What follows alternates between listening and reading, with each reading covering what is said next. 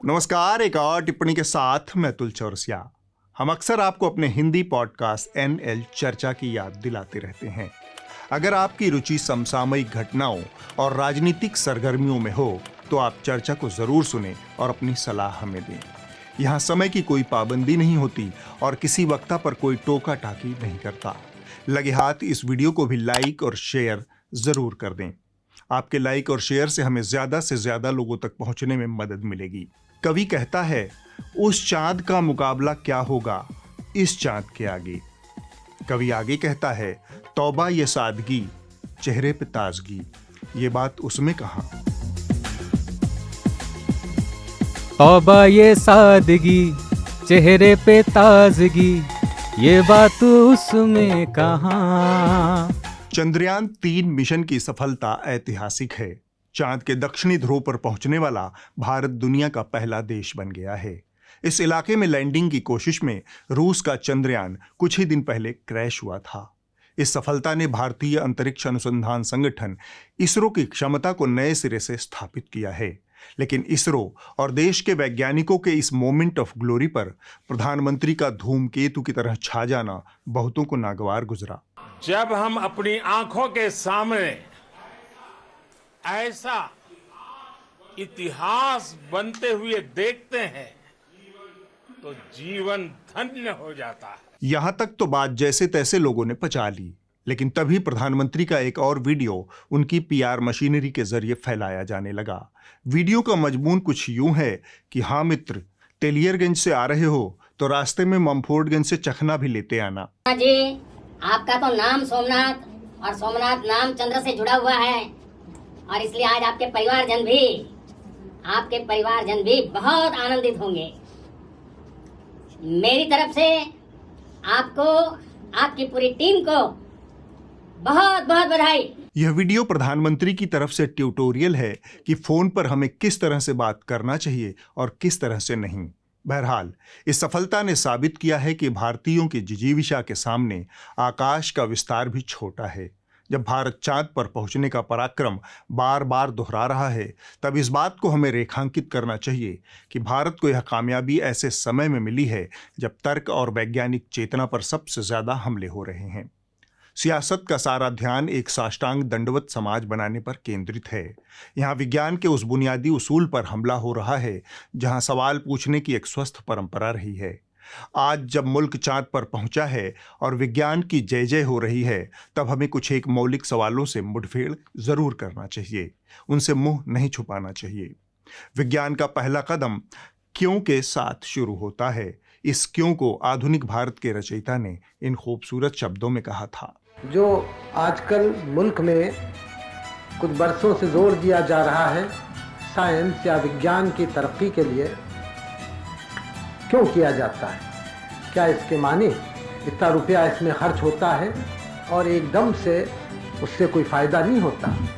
आजकल की दुनिया की तरफ हम देखें वो क्या है। बड़े बड़े मुल्कों की ताकत बढ़ गई है, शक्ति बढ़ गई है। क्यों बढ़ी है? वो बड़े धनी हो गए हैं, हमारा देश गरीब रहा। बड़ी बड़ी उनकी फ़ौजें हो गई हैं, नए नए हथियार उनके हो गए हैं। कहाँ से आएंगे उनके पास? इसलिए आए कि उन्होंने साइंस की या विज्ञान की सेवा की, उसको मौका दिया बढ़ने के लिए और उससे फिर नई नई बातें मालूम हुई। आसमान से बिजली को पकड़ के लाए। बिजली तो हमेशा थी वहाँ, लेकिन इंसान की अक्ल ने बिजली को भी पकड़ के लाए। जब देश में विज्ञान की बड़ी बड़ी बातें हो रही हैं, जब हमारे खबरिया चैनलों के एंकराएं अचानक से कर्मकांड की महिमा छोड़कर विज्ञान की महिमा गा रहे हैं, तब हमें यह असहज करने वाला सवाल पूछना चाहिए कि क्या आज देश में क्यों का माहौल सुरक्षित है। यह हमारे सामने ही हो रहा है जब सवाल पूछने वाले गद्दार, देश विरोधी या विकास विरोधी घोषित किए जा रहे हैं। जो आज विज्ञान की बड़ी बड़ी बातें कर रहे हैं, वो धर्म और परंपरा के नाम पर अंधविश्वासों को नए सिरे से स्थापित करने का संगठित अभियान चलाते रहे हैं। नरेंद्र दाभोलकर, गोविंद पानसारे और कलबुर्गी जैसे तर्कशीलों की ताज़ा ताज़ा हत्याएं इसी विज्ञान विरोधी मानसिकता की देन हैं। चंद्रयान के चांद पर उतरने के अगले ही पल टीवी के पर्दे पर प्रकट होने वाले हमारे प्रधानमंत्री स्वयं अनेकानेक अवसरों पर विज्ञान की इस महिमा का खंडन मंडन करते आए हैं। मुझे लगता है कि दुनिया में सबसे पहली प्लास्टिक सर्जरी शरीर मनुष्य का और माथा हाथी का गणेश जी का निर्माण। लेकिन मैंने कहा इतने क्लाउड है, बारिश हो रही है, तो एक बेनिफिट है कि हम राडार से बच सकते हैं। कि कर्ण का जो जन्म हुआ था वो स्टेम सेल का साइंस था, टेक्नोलॉजी थी। किसी छोटे से नगर में नाले के पास कोई चाय का ठेला लेकर के खड़ा रहता था, चाय बना करके बेचता था, और वहीं पर उनके एक नाली, गंदी नाली जाती थी। अब इसके दिमाग में कोई विचार आया, उसने उस नाली में, स्वाभाविक गंदी नाली होते वहाँ गैस भी निकलता है तो कभी दुर्गंध आती थी, उसने एक छोटी सी बर्तन को उल्टा करके उसमें छेद करके एक पाइप डाल दी, और जो गटर से गैस निकलता था वो पाइपलाइन से उसके अपने चाय के ठेले में ले लिया, और वो चाय बनाने के लिए उसी गैस का उपयोग करके चाय बनाता था। सिर्फ प्रधानमंत्री ही नहीं, उनकी पार्टी और सरकार में ऐसे लोगों की कमी नहीं जो विज्ञान को पलीता लगाकर कर्मकांड को स्थापित करने का काम लगातार करते आ रहे हैं। भाभी जी पापड़ नाम से एक पापड़ निर्माता ने एक ऐसा ब्रांड निकाला है जिससे कोरोना वायरस से लड़ने के लिए जो एंटीबॉडी डेवलप होने के लिए जो साधन है, खाने के माध्यम से बॉडी में जाएंगे। ये देश वो देश है जिसमें महाभारत में संजय ने बैठ के धृतराष्ट्र को युद्ध में क्या हो रहा था बोल रहा था। तो इसका मतलब क्या है? टेक्नोलॉजी था, इंटरनेट था, सैटेलाइट थी। केवल और केवल गाय, गोमूत्र, गोधन अर्क या गोमूत्र का सेवन करके कोरोना जैसी महामारी पर नियंत्रण पाया जा सकता है। मैंने गौमूत्र से और पंचगव्य से बनी औषधियों से अपने को ठीक किया, अपना कैंसर ठीक किया है। चंद्रयान 3 की सफलता उस भारत की सफलता है जिसने अपनी यात्रा की शुरुआत में ही घोषित कर दिया था कि वैज्ञानिक चेतना, इंसानियत और जिज्ञासु प्रवृत्ति का विकास करना हर नागरिक का दायित्व है। यह हमारे संविधान की धारा 51A(H) का मजमून है। बंटवारे से लगभग ध्वस्त हो चुके भारत को खड़ा करने की तमाम कोशिशों के बीच नेहरू ने विज्ञान का झंडा फहराए रखा। संसाधनों का टोटा था, लेकिन होमी भाभा, मेघनाथ साहा, शांति स्वरूप भटनागर, विक्रम साराभाई जैसे विज्ञानियों को अपने आसपास उन्होंने बिठाए रखा। इसी का नतीजा था कि आज़ादी के महज 10 साल के अंदर वैज्ञानिक अनुसंधान की अनेक प्रयोगशालाएं देश भर में बन चुकी थी। ये रुपया कुछ शायद एकदम से फ़ायदा करता नज़र नहीं आता, लेकिन असल में ये बहुत दूर तक जाता है मुल्क की तरक्की करने में, और जिससे मुल्क के सब करोड़ों रहने वालों को भी फ़ायदा हो। तो बहुत ज़रूरी बात है। इसीलिए पिछले 5-7 बरस में हमने इस पर बहुत जोर दिया, और सारे मुल्क में, बड़े बड़े शहरों में, दिल्ली में, पूना में, कलकत्ते में, मद्रास में, बम्बई में, लखनऊ में और कहाँ जमशेदपुर में बड़े बड़े ये उद्योगशाले कहलाते हैं या नेशनल लेबोरेटरीज, उनको बनाया अलग अलग काम के लिए। साइकिल पर लदे रॉकेट की तस्वीरों के बीच हमें नाले की गैस से बनी चाय की कहानियां सुनने को मिलती हैं। यह डर पैदा करती है कि देश उल्टी दिशा में जा रहा है। विज्ञान में हार जैसा कुछ नहीं होता, असफलता होती है, और यह असफलता भी आगामी सफलता की इमारत में बुनियादी पत्थर का काम करती है। चंद्रयान 2 की असफलता को हम चंद्रयान 3 की सफलता में इसी नज़रिए से देख सकते हैं। लेकिन हमारे नेताओं की टोली बार बार ये डर पैदा करती है कि जो हमारी किस्मतों का फैसला करते हैं वो खुद कितने विज्ञान धर्मी हैं। चंद्रयान 3 की बात आप कर रहे हैं, इसके लिए हम उनको बधाई देते हैं। कल सकुशल वो धरती पर आने का जो टाइम है, आने के बाद उसका स्वागत पूरे देश को करना चाहिए। हम कामयाब हुए और सेफ लैंडिंग हुई, तो जो यात्री गए हमारे, उनको सलाम करता हूं, और हमारा देश एक कदम और साइंस में, स्पेस रिसर्च के अंदर आगे बढ़ा, उसके सभी देशवासियों को बहुत बधाई देता हूं। चंद्रयान का जो सफल लैंडिंग चंद्रमा पे हुआ, इसके लिए नासा के सभी वैज्ञानिकों को हम बधाई देते हैं। इन तमाम नेताओं के सिरमौर बनकर उभरे हैं गोली मारो वाले भैया। इस बार उन्होंने अपने बुद्धि और विवेक को गोली मार दी है। कुल मिलाकर 615 करोड़ रुपया चंद्रयान मिशन पर खर्च हुआ, जो पिछली बार से भी 300 करोड़ रुपया कम है। और यही नहीं रुकने वाले, भविष्य के लिए शुक्र और सूर्य पर जाने के लिए भी तैयारी है। भविष्य के लिए शुक्र और सूर्य पर जाने के लिए भी तैयारी है।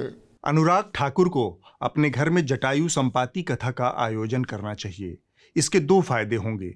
पहला, सनातनी परंपरा का विकास होगा और दूसरा, सूरज पर पहुंचने जैसे दिमागी खलल समाप्त हो जाएंगे। संपाति गिद्ध या फिर बाज प्रजाति का था। दोनों भाइयों में सूरज की ओर रेस लगाने की शर्त लग गई थी। इस रेस के चक्कर में संपाति ने अपने पंख जला लिए और फिर पूरी जिंदगी बिना उड़ान के बिताई। नेताजी की भी वही हालत है। किसी दिन पंख कट जाएंगे और उड़ान रुक जाएगी।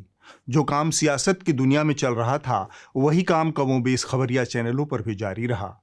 बात विज्ञान की महिमा स्थापित करने की थी। उम्मीद थी कि उसी की जय जय होगी, लेकिन खबरिया चैनलों के मीटर पर अगर आपने चंद्रयान और वैज्ञानिकों की सफलता नापने की कोशिश की तो निराशा ही हाथ लगेगी। कर्मकांडी बाबाओं का प्रवचन, ज्योतिषियों की मगजमारी इतने बड़े मौके पर भी बेशर्मी के साथ जारी रही। चंद्रमा के साथ अंधकार है और विज्ञान भी कह रहा है कि अभी अंधकार है। जब सूर्य नारायण उदित होंगे तब चंद्रमा पर हमारा विक्रम लैंड करेगा। ऋषि मुनि हुए हैं, धार्मिक जिन लोगों ने हम मनुष्यों को जीना सिखाया है, वो मनुष्यों को कितना बड़ा विज्ञान वो हमारे ऋषि मुनि जानते थे। आज हमारे गौरव के लिए बात है कि जितने भी साइंटिस्ट, वैज्ञानिक देश में विदेश में जो सारी चीजें आज हम लोग एनर्जी, ऊर्जा प्राप्त कर रहे हैं, वो हमारे ऋषि मुनियों की देन है। पंच तत्वों से ही उनका निर्माण होता है। चंदा मामा दूर के, अब चंदा मामा दूर के नहीं है, अब चंदा मामा अपने घर के हो गए, अपने परिवार के हो गए, अपने द्वार के हो गए। और इन तमाम बाबाओं में एक बाबा यह भी है। मैं चाहता हूँ कि इसके पहले की कोई और विचारधारा के लोग, इसके और देशों के लोग वहाँ पे जा करके वहाँ का फिर गजवा हिंद ना बनाए, इसलिए चांद को हिंदू राष्ट्र के रूप में घोषित किया जाए, संसद से प्रस्ताव पास करके, और वहाँ की राजधानी शिव शक्ति पॉइंट को बनाया जाए। भारत सरकार से हमारी मांग है कि इन चचा चक्रपाणी महाराज को सबसे पहले रॉकेट से बांधकर चांद पर भेज दिया जाए, जैसे ये वाले भाईजान पहुंचे थे। इनको चांद पर भेजना इसलिए भी जरूरी है ताकि ये चांद पर बोरा बिछाकर बैठ जाएं और हमारा कब्जा पक्का हो जाए। इनका जिम्मा होगा कि किसी दूसरे देश को चांद पर आने से रोकें, और अगर किसी दूसरे देश का यान चांद की तरफ बढ़े तो उसे ढेला मार मार कर गिरा दें। ये मेरी सलाह है, पर मुझे पता है कि इस सरकार में मुझसे ज्यादा समझदार लोग हैं। उनके पास ढेले से भी ज्यादा कारगर इलाज मौजूद होगा। अब हम रामदेव की बात करेंगे। वैसे तो ये और इनका कुनबा भयानक विज्ञान विरोधी रहे हैं। अगर आपको याद हो तो कोविड के समय में ये महाशय फर्जी तरीके से कोरोनिल नाम की दवा को कोरोना का इलाज बताकर बेच रहे थे। पीआरआई और निम्स के संयुक्त प्रयास से यह संभव हो पाया कि 100 लोगों के ऊपर ये क्लिनिकल कंट्रोल स्टडी की गई। इसका डिटेलिंग डॉक्टर तोमर जी अभी मेरे बाद प्रस्तुत करेंगे। 95 रोगियों ने उसमें भाग लिया। सबसे बड़ी बात ये थी, 3 दिन के अंदर 69% रोगी उसमें रिकवर हो गए, अर्थात पॉजिटिव से नेगेटिव हो गए। यह इतिहास की बहुत बड़ी घटना है। इतना ही नहीं, अंग्रेजी दवाई और एलोपैथी चिकित्सा पद्धति को लेकर इन महोदय ने फर्जी बयानों की पूरी दुकान खोल दी थी। इस चक्कर में बाकायदा इंडियन मेडिकल काउंसिल के साथ उनकी मुकदमेबाजी भी हो चुकी है। एलोपैथी एक ऐसी स्टूपिड और दिवालिया साइंस है कि पहले क्लोरोक्विन फेल हुई, फिर रेमडेसिविर फेल हो गई, फिर एंटीबायोटिक्स इनके फेल हो गए, फिर स्टेरॉइड इनके फेल हो गए, प्लाज्मा थेरेपी के ऊपर भी कल बैन लग गया, और इवरमाक्टिन भी फेल हो गया, और जो है अभी एक बुखार के लिए क्या दे रहे हैं वो फेविफ्लू, वो भी फेल है। जितने भी दवाएं दे रहे हैं, फिर लोग कह रहे हैं तमाशा हो क्या रहा है। लाखों लोगों की मौत एलोपैथी की दवा खाने से हुई है।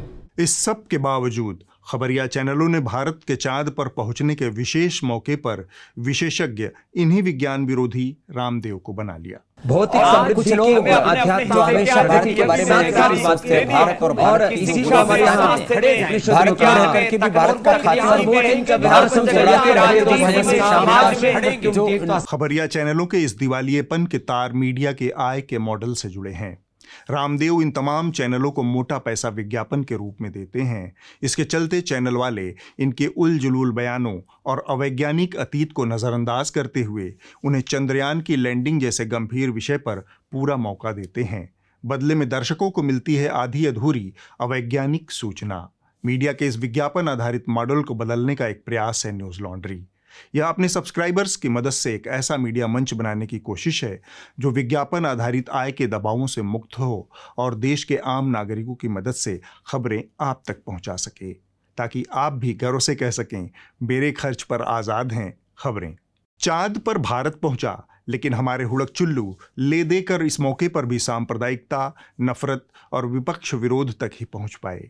बहन नाविका कुमार हैं। उन्होंने तिल को ताड़ बनाने की कला में ताज़ा पीएचडी की है। अब अटकलबाजियों की प्रोफेसर बन चुकी हैं।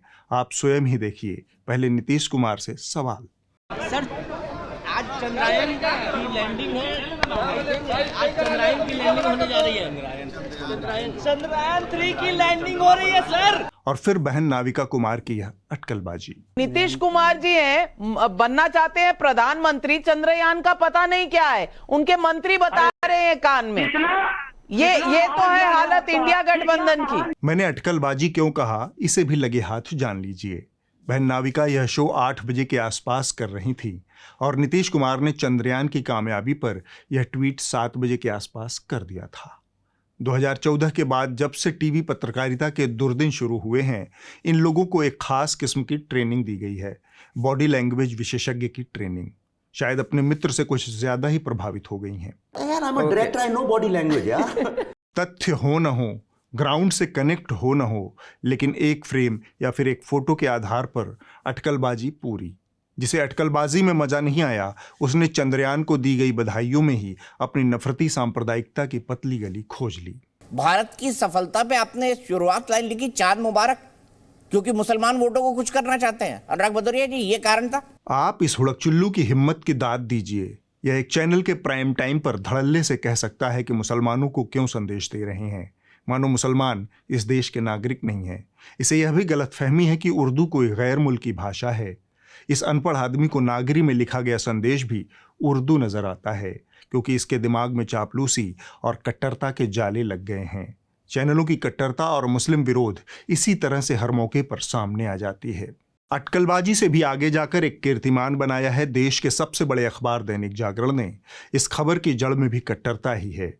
अखबार ने कथित तौर पर पाकिस्तान पर एक और सर्जिकल स्ट्राइक की खबर पहले पन्ने पर 6 कॉलम में छापी। देश के किसी और अखबार या मीडिया संस्थान को इस हमले की खबर नहीं लगी। हर छोटी बड़ी कामयाबी पर नगाड़ा पीट पीट कर श्रेय लेने वाली सरकार के मुखिया या किसी अन्य नेता ने भी इतनी बड़ी कार्रवाई का जिक्र नहीं किया। लेकिन जागरण ने सनसनीखेज तरीके से यह फर्जी खबर पहले पन्ने पर 6 कॉलम में छापी।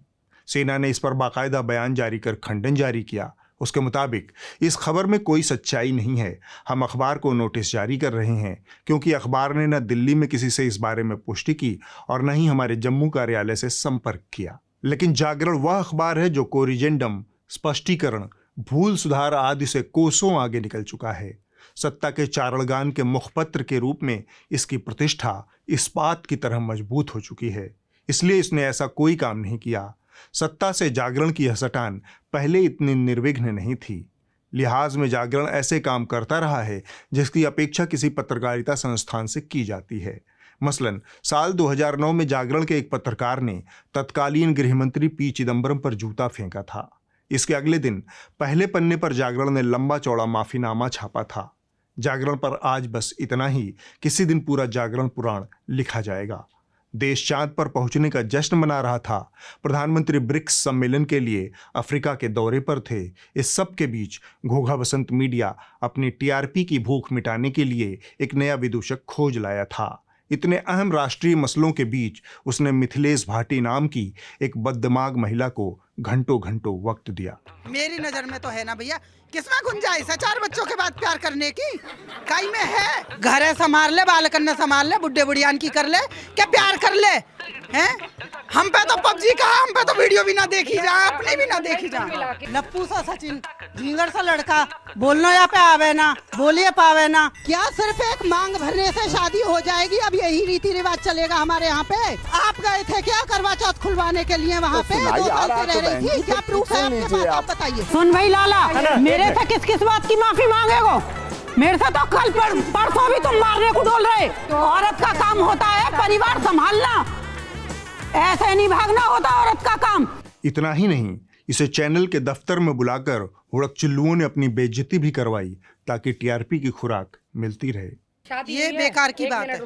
शादी हुई आपकी? कितने बच्चे हैं? शादी हो रखी है। कितने बच्चे हैं? मेरे 2 बच्चे हैं। आप यहाँ कितने टाइम रहते हो? मैं रहता हूँ फुल टाइम रहता हूँ। फुल टाइम नहीं, 24 घंटे तो नहीं रहते? नहीं, फुल टाइम जितना टाइम है यहाँ पे। जितना टाइम है। वाइफ क्या करती है आपकी? वाइफ हाउस वाइफ है। हाउस वाइफ है। अगर पीछे वो पबजी डाउनलोड करके किसी और के चक्कर में पड़ गई और वो चली जाए तो ये माइक लेके अपने ही सिर को पीटते फिरोगे।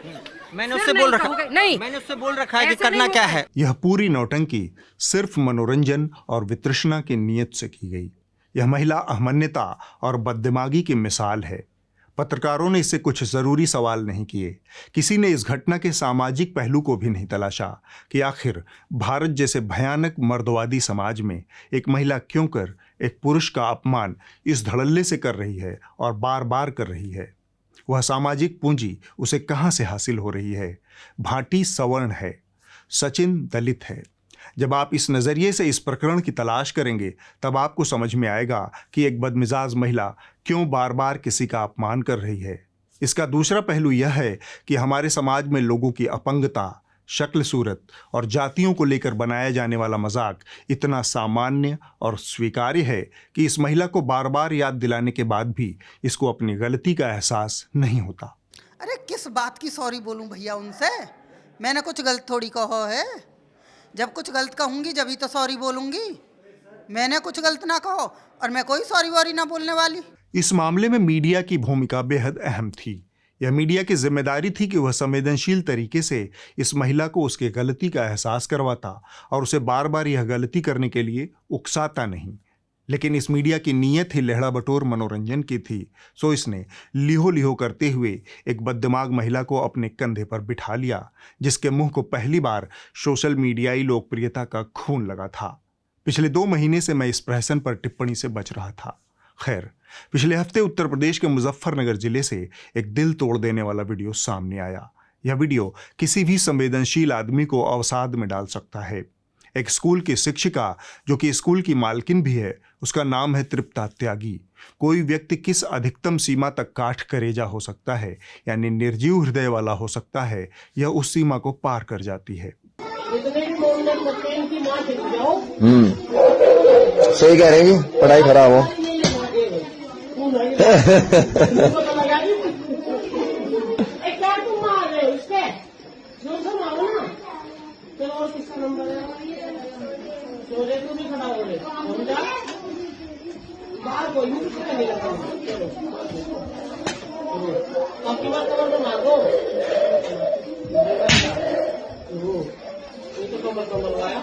इसने एक मुस्लिम बच्चे को कक्षा के बाकी बच्चों से पिटवाया।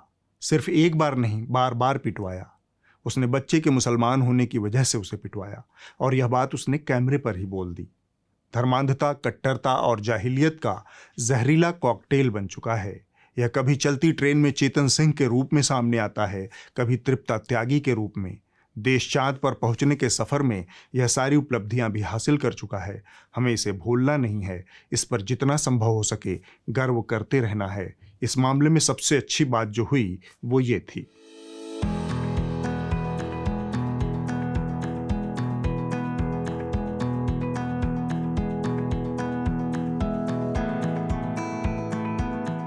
बच्चों के दिल मिल गए हैं, लेकिन कानून को अपना काम हर हाल में करना चाहिए ताकि तृप्ता जैसे घामड़ लोगों का दिमाग समय रहते ठिकाने पर आ जाए।